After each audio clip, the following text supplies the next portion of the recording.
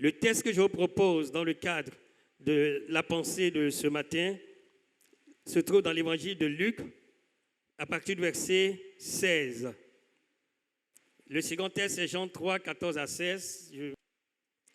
Il est écrit, Jésus, revêtu de la puissance de l'Esprit, retourna en Galilée et sa renommée se répandit dans tout le pays d'alentour. Il enseignait dans les synagogues et il était glorifié par tous. Il se rendit à Nazareth où il avait été élevé. Et selon sa coutume, il entra dans la synagogue le jour du sabbat. Il se leva pour faire la lecture. Et on lui remit le livre du prophète Ésaïe. L'ayant déroulé, il trouva l'endroit où il était écrit. L'Esprit du Seigneur est sur moi parce qu'il m'a oint pour annoncer une bonne chose, une bonne nouvelle aux pauvres. Il m'a envoyé pour guérir ceux qui ont le cœur brisé, proclamer aux captifs la délivrance et aux aveugles le recouvrement de la vue, pour renvoyer libres les opprimés, pour publier une année de grâce du Seigneur. Ensuite, il roula le livre, le rendit aux serviteurs et s'assit. Tous ceux qui se trouvaient dans la synagogue avaient les regards fixés sur lui. Alors il commença à leur dire, aujourd'hui cette parole de l'Écriture que vous venez d'entendre est accomplie. Que Dieu bénisse la prédication de sa parole. La pensée que je vous propose par rapport à la pensée générale, c'est Jésus-Christ, la solution de Dieu pour le besoin de l'humanité. Dans ce texte, il y a plusieurs besoins qui sont énumérés, plusieurs besoins qui sont mis en évidence. Vous savez, Dieu a créé l'homme avec des besoins spécifiques et c'est ce que les gens ont appelé les besoins primaires, c'est-à-dire le besoin de respirer, de manger, de dormir, etc., etc. Mais le péché va entraîner d'autres besoins dans la vie de l'homme. Et parmi tous ces besoins, le plus important de tous ces besoins, c'est le besoin du salut. Voici l'agneau de Dieu qui ôte le péché du monde.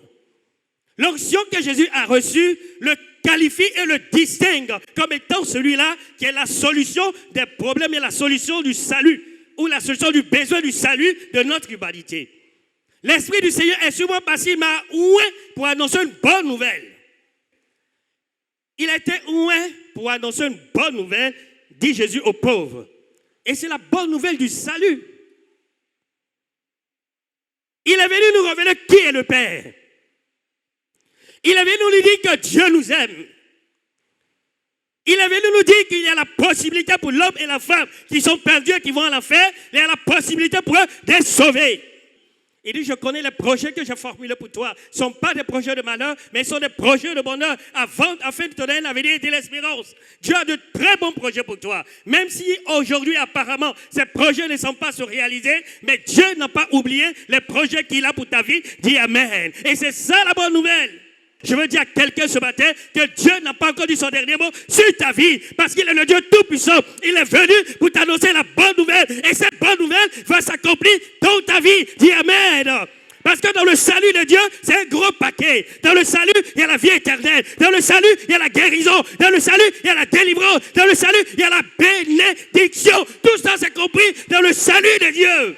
Et c'est ça la bonne nouvelle que le Seigneur voudrait que nous puissions entendre. Les choses peuvent aller difficilement, les choses peuvent aller dans le sens contraire, mais Dieu n'a pas encore dit son dernier mot. Il dit, il est venu guérir ceux qui ont le cœur brisé, les maladies de l'âme. Beaucoup souffrent à l'intérieur d'eux-mêmes. Ils sont malheureux, ils sont malheureuses. Ils sont rejetés, certains ont connu des violences physiques, des violences verbales dans leur enfance. Ils sont meurtris. Ensuite, il est venu pour proclamer aux captifs la délivrance. Les captifs du péché, Jean 8, verset 34, celui qui pêche l'esclave du péché. Tu as lutté de toutes tes forces pour sortir de cette région, tu n'as pas la force de t'en sortir. Jésus est venu pour te libérer, dis Amen. Il est venu pour que les aveugles recouvrent la vue. Il est venu pour rendre libres les opprimés et pour annoncer une année de grâce. Je ne sais pas quel est ton besoin. À côté du besoin du salut, il y a d'autres besoins qui sont là. Il y a le besoin de guérison, de délivrance, de restauration. Beaucoup d'autres besoins qui sont à côté. Jésus est le remède de Dieu pour répondre à ces besoins. Jésus est la solution de Dieu pour répondre et pour résoudre et pour pouvoir à tous ces besoins. Que Dieu vous bénisse, qu'il bénisse sa parole dans vos cœurs, au nom de Jésus.